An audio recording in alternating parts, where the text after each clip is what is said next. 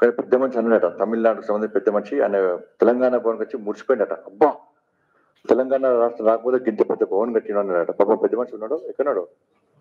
ఉన్నాడా అన్న? ఉన్నాడా? ఒకసారి పోయి తీసుకురావాలి ఫ్లైట్లో పోయి. పిఎంకే పాట తీసుకురావాలి, తీసుకొచ్చి ఆయనతో ఉన్నది సచివాలయం గురగొట్టిండు, ఫామ్ హౌస్ లో మంచిగా తాగి దేశాన్ని రాష్ట్రాన్ని అని ఒక్కటి గుర్తించాలి. మళ్ళీ చెప్తా మర్చిపోతారండి. ఇప్పుడు మందు అని కొత్త బంపర్ ఆఫర్ ఇచ్చిండు, నేను తాగుతా మీరు తాగండి. మందు మందు తాగాలే, మందు తాగిపించాలి. ఇది బంపర్ ఆఫర్ రాష్ట్ర ముఖ్యమంత్రిది. నేను అడుగుతున్నా, అంటున్నాను మళ్ళీ అడుగుతున్నా, మందు తాగమంటాడు డంక్ అడ్రస్ చేస్తారు. మళ్ళా మందు తాగమంటాడు, 40,000 కోట్ల రూపాయలు 30,000 కోట్ల రూపాయలు వస్తున్నట్టు మళ్ళీ డంక్ అడ్వర్టైజ్ చేస్తాడు. వాళ్ళ దగ్గరనే చిన్న చిన్న పిల్లలు యువతలో సరే ఎవరు చిన్నోళ్ళు పెద్దోళ్ళు పోతారు, మళ్ళీ డంక్ ఆ కట్టలే కలిసిపోతారు. అవి ఇట్లా పైసలు వస్తున్నాయి, అట్లా పైసలు వస్తున్నాయి. నేను ఏమంటున్నా అంటే డ్రంక్ అండ్ డ్రైవ్ టెస్ట్ చేస్తారు, మందు రావు వాహనం నడిపితే నేరము డ్రంక్ అండ్ డ్రైవ్ టెస్ట్ చేస్తాడు, బండి సీజ్ చేస్తాడు, ఫైన్ వేస్తాడు. మందు దాగి బండి నడుపు తప్పైనప్పుడు మందు దాగి రాష్ట్రాన్ని నడుపు తప్ప కాదా చెప్పాలి. మందు దాగి డేంజర్ ఇది. ఇన్ని కోట్ల మంది ప్రజలు నీ మీద ఆశపడిన నీ చేతులు ఉన్నారు. సరే మందు దాగి బండి నడిపితే యాక్సిడెంట్ అవుతాడు, ఆయన వేసిపోతాడు, ఇంకొంత నడుపుతాడు, ఇంకొంత పోతాడు. 4 కోట్ల మంది ప్రజలు నీ చేతులు ఉన్నారు. మందు దాగి బండి నడిపితే తప్పైనప్పుడు మందు దాగి రాష్ట్రం నడిపితే ఎందుకు తప్పు కాదో రాష్ట్ర ముఖ్యమంత్రి స్పష్టం చేయాలి. దీన్ని తప్పకుండా స్పష్టం చేయాలి. దీని మీద ఆ పెద్ద మంది తీసుకొని చూపడతాం.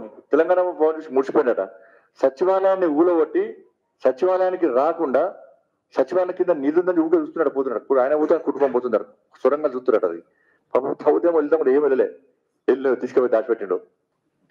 ఎంత ఈయన తెలంగాణ ద్రోహి అనుకున్నాం. నాకు ఇంగ్లీష్ రాదు, హిందీ రాదు. నాకు ఇక ఇంగ్లీష్ అయితే 80,000 పుస్తకాలు చదువుకోవచ్చు. ఏమైనా పిచ్చోనే ఇప్పటికైతే ఇంగ్లీష్ హిందీ వస్తే 80,000 పుస్తకాలు బాత్రూంలో కూర్చొని అక్కడ కూర్చొని ఇక్కడ పోటుగానే కదా నువ్వు 80,000 పుస్తకాలు చదివి ఏం నేర్చుకున్నావు? ఇంగ్లీష్ హిందీ వచ్చి డబుల్ బెడ్రూమ్ ఇచ్చేది ఇస్తా అని చెప్పి ఎట్లా మోసం చేయాలి నేర్చుకున్నావా? రుణమాఫీ చేస్తానని హామీ ఇచ్చి ఎట్లా చేసినా మోసాలు చేసుకున్నావా? నువ్వు ఇంటికో ఉద్యోగం ఇస్తా, నిరుద్యోగ వృత్తి ఇస్తా అని చెప్పి మోసం చేసుకున్నావా? దళితులు ముఖ్యమంత్రి చేస్తా అని చేయకుండా అన్న మోసం చేయడం నేర్చుకున్నావా నువ్వు? నాకు హిందీ ఇంగ్లీషు రాదట. నాకు తెలుసు నేను ఏం చదువుకున్నా అంటే పేద ప్రజల మనసులో ఏం బాధలేదో చదువుకున్నాను నేను. పేద ప్రజల కష్టాలు ఏందో చదువుకున్నాను నేను. పేద ప్రజల మనసు తెలంగాణ రాష్ట్రంలో ఎంత బాధపడుతుందో చదువుకున్నాను నేను. అది తెలుసు. నా ప్రజా సంగ్రామ యాత్ర ద్వారా పేద ప్రజలు ఏ విధంగా కష్టాలున్నారు, ఏ విధంగా ఇబ్బందున్నారు, ఏ విధంగా తిండి లేకున్నారు, నీడ లేకున్నారో దాన్ని చదువుకున్నాను నేను. మా గురువులు మా పాఠశాలకు సంస్కారం నేర్పింది, సభ్యతను నేర్పింది. నీలక కుసంస్కార హీనుడిగా నేర్పలే నేను. నీలక భాష నేర్పలే. ఇప్పుడు నీ దగ్గర నేర్చుకుంటున్నా, అప్పుడు నేర్పలే మా వాళ్ళు, ఇప్పుడు నేర్చుకుంటున్న భాషను. మెడల్ నర్త్ అవునాయి అది మెడలు కాదు మెడలు వంచుతాన కాంచలి ఆయనే భాష.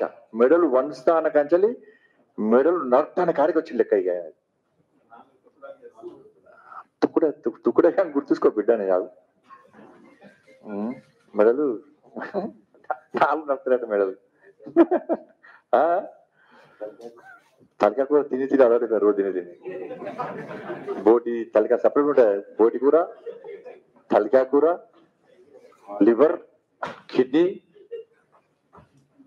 రోజు ఇన్న గుర్తులు వచ్చారా? కోసుడు కూడా కోసి ఏ పాటి కాపాడు, ఏం పని పీకుడు పని ఏం లేదు. మంచిగా అయితే పాటి పోవాలా. అది వాళ్ళు కోడి వేసి కోడిని తలకాయ వేరే నడతాడు, గొర్రె పిల్ల తలకాయ వేరే, కాళ్ళు వేరే, బోటి వేరే, కోళ్ళ బ్రెయిన్ వేరే, ఇంకా బోటి, ఇంకేమిటాయి లివర్, జబడా అవన్నీ వేసేసి అదే భాష వస్తుంది పాపం ముఖ్యమంత్రి గారికి, గౌరవ ముఖ్యమంత్రి గారికి అదే భాష వస్తుంది. నలుగురి పక్క నువ్వు చెప్తా, ఎప్పుడు నడుతో ఎప్పుడు నేస్తా, నేనేస్తా. మా మీద రాష్ట్ర ముఖ్యమంత్రి గుర్తుంచుకోవాలి, నువ్వు మెడల్ నడతా 4 ముక్కలు నడతా అంటే నరికించుకోవడానికి సిద్ధము. నువ్వు సిద్ధమా? ఫస్ట్ చెప్పు, నువ్వు సిద్ధమా?